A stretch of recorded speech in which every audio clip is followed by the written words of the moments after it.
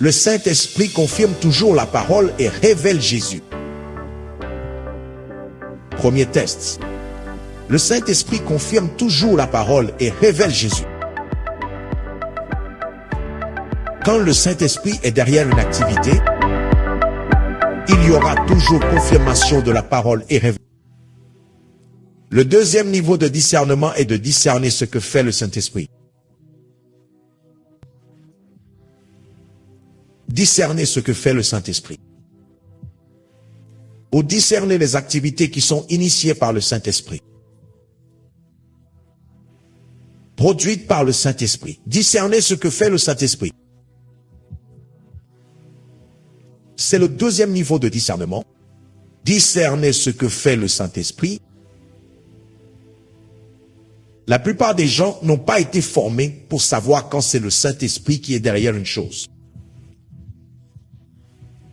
Il y a des fois où une chose peut paraître très controversée et pourtant, c'est bien le Saint-Esprit qui est derrière. Vous devez acquérir l'intelligence nécessaire pour comprendre comment Dieu conduit, comment le Saint-Esprit fonctionne. Aussi vrai qu'il agit comme le vent. Jean 3, voix 8. Le vent souffle où il veut. Vous ne pouvez pas dire d'où il vient, ni où il va. Il en est ainsi de quiconque est né de l'Esprit. Cependant, il y a des indices bibliques qui peuvent vous montrer qu'une activité aussi mystérieuse et surnaturelle qu'elle paraisse, vous pouvez savoir si c'est le Saint-Esprit qui est derrière ou un autre esprit. Et je vais vous le montrer maintenant. Je vous demande votre attention. Premièrement, ayez ceci en tête. Que le Saint-Esprit est sur la terre. Il n'est pas au ciel. Depuis le moment où le Saint-Esprit est venu officiellement pour commencer la dispensation de l'Église, il n'y a aucun récit dans l'Écriture qui dise qu'il est reparti au ciel. Jésus a dit, j'ai encore beaucoup de choses à vous dire, mais vous ne pouvez pas les porter maintenant. Mais quand l'Esprit de vérité sera venu, il vous conduira. Ainsi le Saint-Esprit devait venir. En fait, la Bible dit dans une des versions qu'il est avec vous et qu'il sera en vous. Alléluia. Alors le Saint-Esprit a officiellement commencé sa dispensation. Et il l'a commencé avec la dispensation de l'Église le jour de la Pentecôte. Jusque-là, il n'y avait aucun témoignage, sauf pour Jésus le Fils, du Saint-Esprit demeurant en permanence en quelqu'un. La Bible dit que Jésus n'avait pas encore été glorifié et que la condition pour recevoir l'habitation du Saint-Esprit était que vous deviez avoir une justice égale à celle de Jésus. Et personne ne pouvait atteindre cet état. Nous sommes ensemble et ainsi, quand Jésus est mort, il est ressuscité, monté dans la gloire et nous a ensuite donné le don de sa justice. Si et quand nous croyons en son sacrifice substitutif, alors cela ouvre la voie pour recevoir la promesse du Père, qui est le Saint-Esprit. La Bible dit, Christ nous a rachetés de la malédiction de la loi, étant devenu malédiction pour nous, car il est écrit, maudit est quiconque est pendu au bois, afin que la bénédiction d'Abraham, la justification par la foi, vienne sur nous païens. Ainsi maintenant, ayant été justifiés par la foi, nous pouvons recevoir la promesse de l'Esprit par la foi. Nous sommes ensemble. Alors le Saint-Esprit a officiellement commencé sa dispensation dans les croyants, engendrant l'Église et demeurant dans le croyant. À partir du jour de la Pentecôte. Et depuis ce temps, mesdames et messieurs, jusqu'à aujourd'hui, maintenant, et cela continuera jusqu'à la fin de cette dispensation. Le Saint-Esprit est sur la terre. Quand vous savez que le Saint-Esprit est bien ici, vous saurez que l'Église ne peut pas échouer. Parfois, nous prenons l'affaire de l'Église trop personnellement, comme si nous n'aidions pas Dieu, elle échouerait. L'Église n'échouera jamais. Les hommes peuvent échouer. Les dénominations peuvent échouer. Mais le programme de Dieu pour l'Église ne peut pas échouer. Parce que le Saint-Esprit est derrière. Le Saint-Esprit derrière tout mouvement. 3 tests pour savoir quand le Saint-Esprit est celui qui est derrière une activité. Numéro 1. Le Saint-Esprit confirme toujours la parole et révèle Jésus. Premier test. Le Saint-Esprit confirme toujours la parole et révèle Jésus. Quand le Saint-Esprit est derrière une activité, il y aura toujours confirmation de la parole et révélation de Jésus.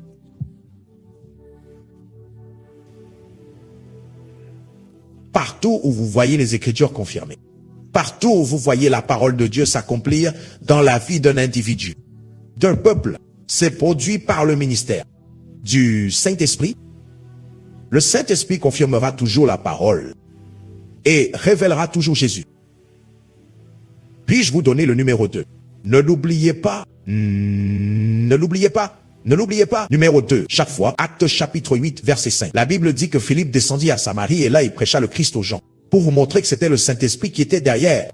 Ils étaient tous attentifs aux choses que Philippe disait, entendant et voyant les miracles qu'il faisait. Le verset 7 dit, des esprits impurs sortirent de ceux qui étaient possédés, et beaucoup de paralytiques et de boiteux furent guéris. La Bible dit, au verset 8, il y eut une grande, dites tous, joie.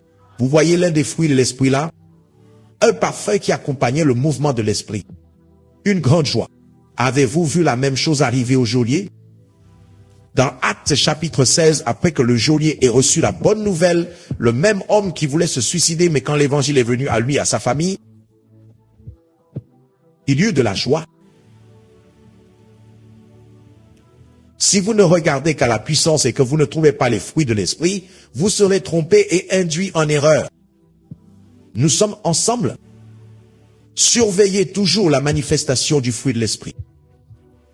C'est comme un parfum qui émane de tout ce que fait le Saint-Esprit. Il y a la joie, il y a la paix, il y a la justice conforme à la parole de Dieu. Nous sommes ensemble. Numéro 3. Chaque fois que le Saint-Esprit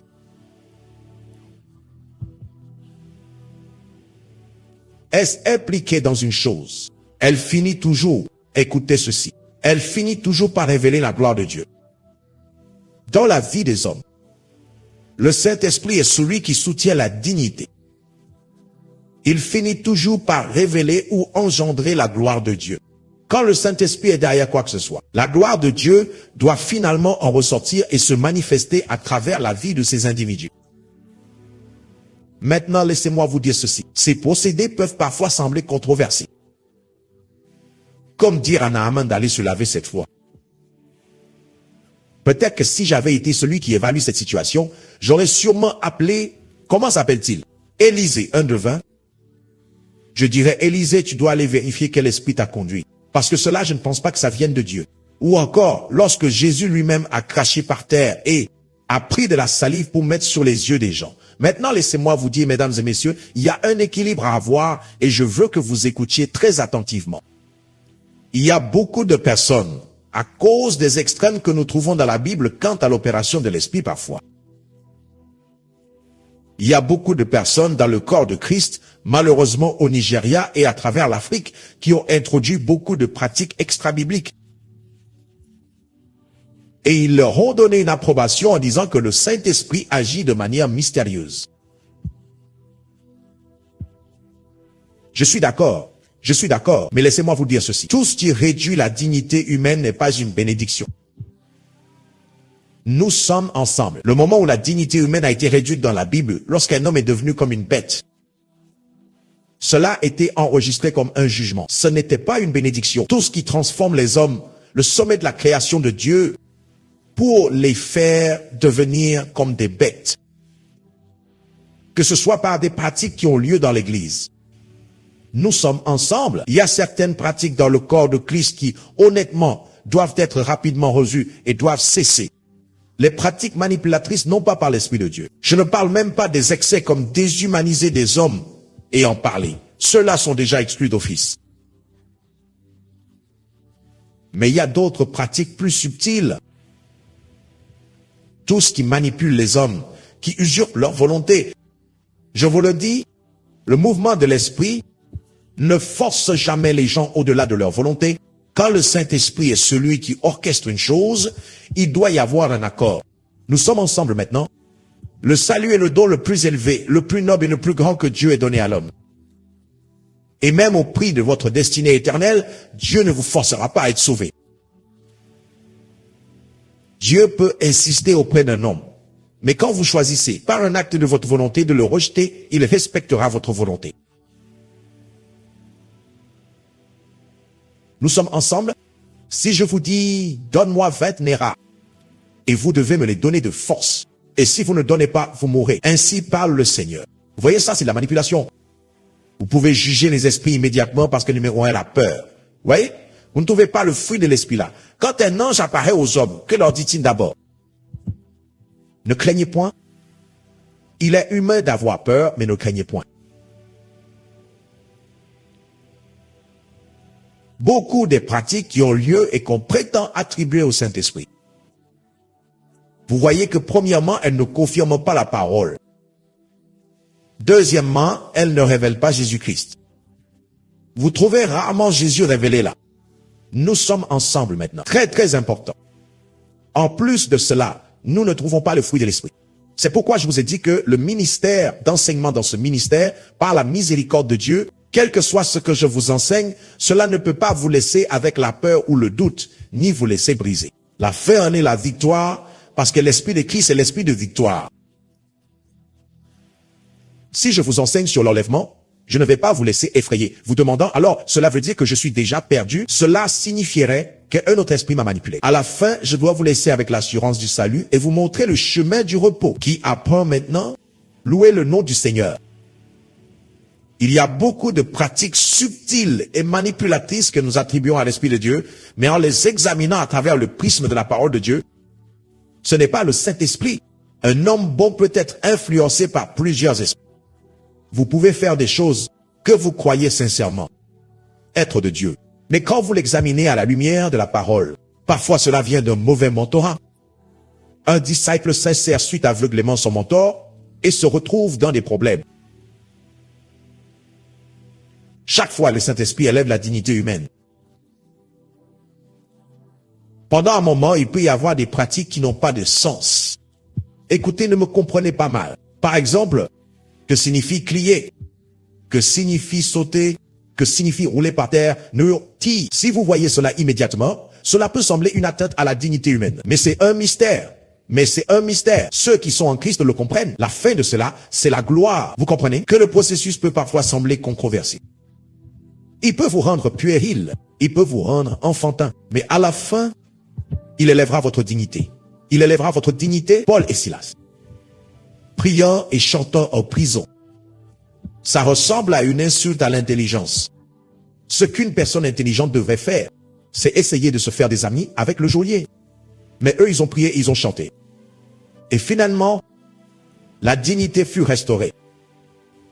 Quelqu'un apprend-il maintenant? Vous pouvez tester si c'est le Saint-Esprit qui est derrière ce qui se passe dans les enseignements. Question, est-ce que cela révèle Jésus dans votre vie? Est-ce que cela confirme la parole? Est-ce que le fruit de l'Esprit grandit en vous? Chaque fois que vous écoutez les enseignements de cet autel, devenez-vous plus semblable à Christ. Au-delà de ressembler à un homme, devenez-vous plus semblable à Christ. Quelqu'un apprend-il maintenant? Et puis, est-ce que cela élève votre dignité? Oui, parfois vous tombez, parfois vous criez, parfois vous volez en l'air comme si vous aviez été projeté par une arme. Mais toutes ces activités, est-ce qu'elles vous rendent finalement puissant?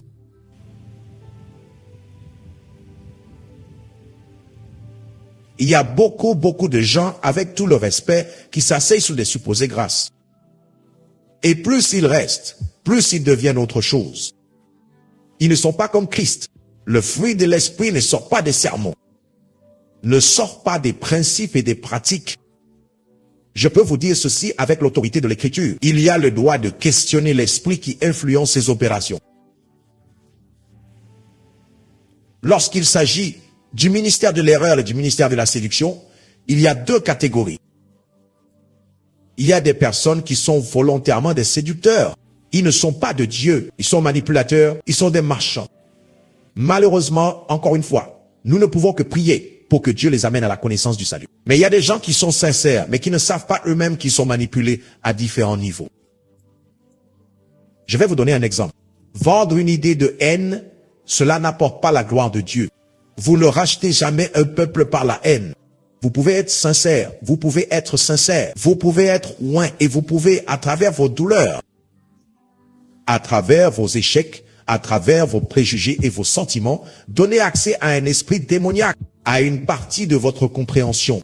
Il utilisera l'écriture et influencera une opération à travers vous, qui ne porte pas la gloire de Dieu. Alors il regarde Pierre et lui dit, arrière de moi, Satan.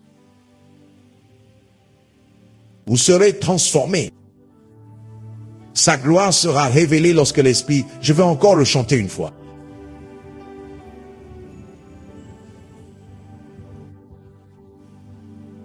Vous serez transformés. Sa gloire sera révélée lorsque l'Esprit prendra le contrôle de votre âme. Le Saint-Esprit élève les vies. Il n'existe aucun mystère que vous apportez au corps de Christ qui détruit les hommes, les maintient éternellement dans la peur, les rend charnels, les rend esclaves. Cela ne vient pas de l'Esprit. Ce n'est pas de lui. Un homme véritable et sincère peut communiquer la doctrine des démons. Et je dis cela en aimant le corps de Christ. Parfois, nous devons mettre de côté notre douleur, notre colère, nos préjugés. Combien d'entre vous savent, regardez-moi que si je suis quelqu'un qui, généralement par mon arrière-plan, j'embrasse la modestie. Nous sommes ensemble, que ce soit par éducation ou autre. Le jour où je vois quelqu'un paraître un peu extravagant, mon état d'esprit peut facilement interpréter cette personne comme charnelle. Et cela peut ne pas être le cas.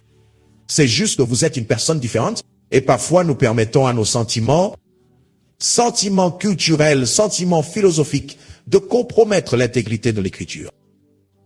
Et nous interprétons les hommes et les systèmes à travers le prisme de nos sentiments et nous tirons des conclusions malsaines. Je peux être une personne très modeste et puis je vois quelqu'un conduire une Jeep et je dis très probablement ce gars est démoniaque.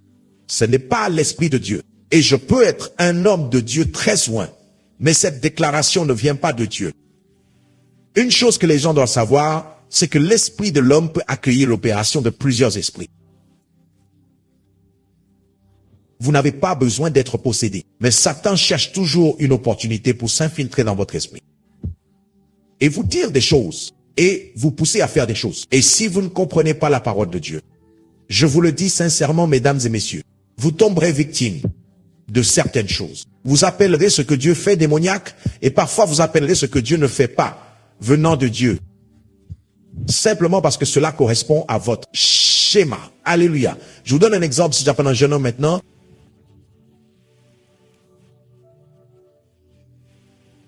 Et que j'utilise la prophétie pour exposer toute sa vie. Et que je l'insulte. Et que je lui dise, tu sais quoi, tu n'es pas une bonne personne. Va-t'en. Il y a des gens dans le corps de Christ qui vont se sentir très mal. Pourquoi as-tu dû embarrasser ce jeune homme? Tu aurais pu lui parler d'une manière qui communique l'amour. Mais il y a des gens qui seront heureux et diront, c'est bien, c'est ainsi qu'il fallait faire. Je peux vous dire ceci. Vous devez mettre de côté les sentiments et prendre la Bible. La manière dont Jésus a corrigé les hommes dans le livre de l'Apocalypse, c'est qu'il les a d'abord félicités pour ce qu'ils avaient fait, puis il leur a montré avec amour ce qui n'allait pas, et leur a dit les conséquences qui suivraient s'ils n'écoutaient pas. C'est le caractère de l'Esprit du Christ. Toute oppression qui exige que vous renonciez à la loi de l'amour. Vous vous souvenez de mon enseignement sur le discipulat? Il y a certaines choses fondamentales que tous les croyants doivent avoir. Premièrement, marcher dans l'amour. Deuxièmement, vivre par la foi. Troisièmement, élever la parole de Dieu au-dessus de toute autre chose. Quatrièmement, mourir à soi-même. Vous vous souvenez? Vous vous souvenez Protablacier? Ce sont des piliers. Son désir est que tous les hommes soient sauvés. Peu importe l'esprit qui agit en moi. Pour dire à quelqu'un ta vie est finie. Tu es abandonné, c'est terminé. Je ne prophétiserai jamais cela. Je préfère m'examiner moi-même et réprimander cet esprit. Parce que je peux juger l'esprit en moi. Je saurais que c'est le diable qui veut profiter de mes facultés. Et je ne lui donnerai pas d'expression. Qui apprend maintenant. Je regardais Kenneth Hagin. Et Kenneth Hagin prophétisait. Et il y a des vidéos comme ça. Quand il prophétisait, vous l'entendiez dire, non, non, non, non, je ne dirai pas cela. Ce n'est pas la parole de Dieu. Ce n'est pas conforme à la parole de Dieu. Il prophétisait, mais pendant qu'il prophétisait, il jugeait lui-même les esprits. Il utilisait le prisme de la parole de Dieu. Et quand il allait dire quelque chose, il n'avait pas honte de dire, non, non, non. Je ne peux pas dire cela. Ce n'est pas l'esprit de Dieu. Il n'y a pas d'amour ici. Il n'y a pas ceci ici. Et vous le voyez, c'est ainsi qu'il prophétisait. Pas étonnant qu'il ait duré et surpassé beaucoup d'autres. Je ne vendrai jamais écouter, je réprimanderai, je corrigerai dans l'amour, mais je ne vendrai jamais la peur. Je ne vendrai jamais la haine. Je ne vendrai jamais le désespoir. Ce sont des antisystèmes du royaume. Pour celui qui est uni au vivant, il y a toujours de l'espérance. Le message de Christ réprimande, corrige, mais vous laisse avec l'espérance. Et tout cela sera assaisonné par la loi de l'amour. Qui me comprend jusqu'ici? C'est vrai.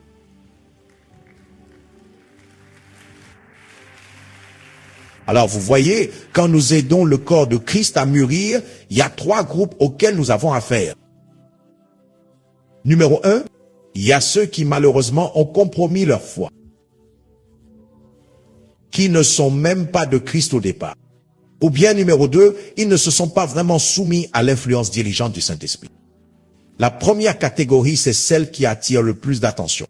Mais la deuxième, ce sont ceux d'entre nous qui sont véritablement sauvés, justifiés, saints. Nous aimons Dieu sincèrement. Mais nous avons permis à beaucoup de sentiments antichristiques de corrompre notre interprétation des choses. Et simplement parce que d'un côté nous voyons la gloire de Dieu se manifester, nous pouvons confondre cela et penser que tout ce que nous entendons, tout ce que nous voyons et tout ce qui sort de nous est automatiquement de Dieu.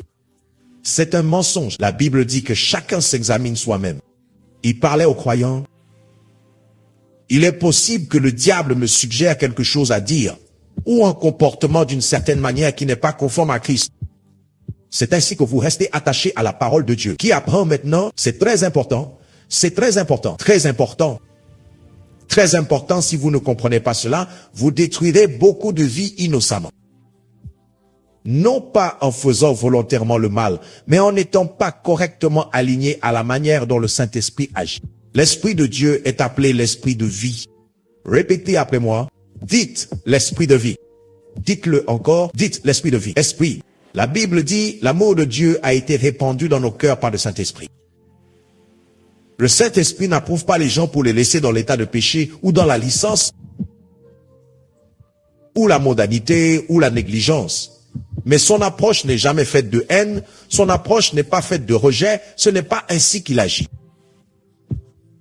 Il révèle Jésus. Il élève la dignité humaine en tant qu'homme de Dieu, avec tout le respect.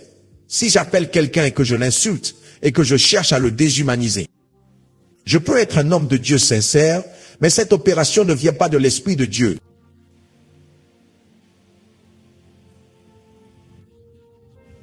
Le discernement des esprits. Vous pouvez juger les esprits à travers le prisme de la parole de Dieu. Vous pouvez juger les esprits. Vous pouvez juger ce derrière quoi se trouve le Saint-Esprit. Parce que je vais le répéter encore. Vous allez voir la confirmation de la parole. Vous verrez la révélation de Jésus à travers cette activité. Vous verrez le fruit de l'Esprit dans le vase. Et finalement engendré dans la vie des bénéficiaires. Et vous verrez que cela élève la dignité humaine et manifeste la gloire de Dieu. Le processus peut parfois être quelque peu controversé, en toute honnêteté. Mais à la fin, cette révélation de la gloire de Dieu et l'élévation de la dignité humaine, cela vous amène au point où vous savez, même d'un point de vue politique, tout gouvernement qui abuse de la dignité des personnes est réprouvé. À plus forte raison, le gouvernement du ciel. Alléluia. Alors vous pouvez avoir la confiance de juger tout ce que j'enseigne. Vous pouvez avoir la confiance de juger tout ce que je dis en utilisant ces indices. Je ne devrais pas avoir honte de vous laisser juger cela. Tout, vous pouvez l'apporter à la lumière. Cela signifie que vous pouvez littéralement regarder mon enseignement et dire « Waouh, ça, c'était juste toi, c'était juste des sentiments. » Et parfois, sincèrement, en tant qu'homme, vous pouvez juste dire quelque chose. Même Paul parlait et disait « Je parle comme un homme. » Ceci n'est pas le Saint-Esprit. C'était juste mon opinion personnelle sur certaines choses. Parfois, c'est l'orgueil qui nous pousse à vouloir nous mettre dans des positions semblables à Dieu. Et nous faire paraître intouchables. Comme si tout ce que je disais devenait loi. Ce n'est pas vrai. Ce n'est pas vrai. Vous savez, je l'ai dit un jour, je ne suis pas sûr. En commençant par moi-même, je ne suis pas sûr qu'il y ait un seul homme de Dieu dans cette nation et dans le monde entier. Permettez-moi de prendre le ministère comme exemple, que lorsque vous passez en revue leur message d'une année, vous ne trouviez pas ce qui a besoin de correction, d'ajustement ou d'amélioration. Je réécoute certains de mes messages d'il y a des années et parfois je ris. Je dis, tu veux dire que j'ai dit ça? Pouvez-vous imaginer ça? mais c'est la valeur de la croissance. Et c'est la raison pour laquelle nous devons nous humilier et être sincères pour savoir ce qui est réellement venu de l'esprit et ce qui est venu des sentiments. Alléluia. C'est mon devoir en tant qu'homme de Dieu d'être aussi sincère que possible avec vous en vous servant. De m'aligner avec le Saint-Esprit et de ne m'aligner qu'avec ce qui vient de l'Esprit. Et je prie pour vous, que vous soyez pasteur, que vous soyez entrepreneur, que vous soyez politicien, que vous soyez leader. La grâce de savoir quand Dieu agit. La grâce de pouvoir juger que c'est Dieu qui agit. Sans confusion. Je prie pour vous au nom de Jésus. Que cette grâce soit révélée. Qu'elle repose sur votre vie maintenant. Qu'elle repose sur votre vie maintenant. Alléluia. Louez le nom du Seigneur. Dans le ministère, j'ai eu ma part d'expérience en des lieux et j'ai rencontré dans cette vie des personnes dont les pratiques étaient très discutables. Et ce n'est pas d'un point de vue biaisé ou sentimental. Après avoir jugé ces choses. Et j'espère que vous savez qu'il n'y a pas que les pratiques ministérielles qui méritent d'être jugées. Partout. La manière dont vous traitez vos employés peut montrer si c'est le Saint-Esprit qui orchestre votre stratégie. Si vous manipulez vos employés, que vous profitez d'eux au travail. Vous pouvez être un homme sincère, mais cette stratégie ne vient certainement pas de Dieu. Voyez-vous la raison pour laquelle l'économie du monde est différente de l'économie du royaume? Parce que, en grande partie, l'économie du monde repose sur l'égoïsme, la manipulation, la peur, les sentiments. Cela ne peut pas venir de l'Esprit de Dieu.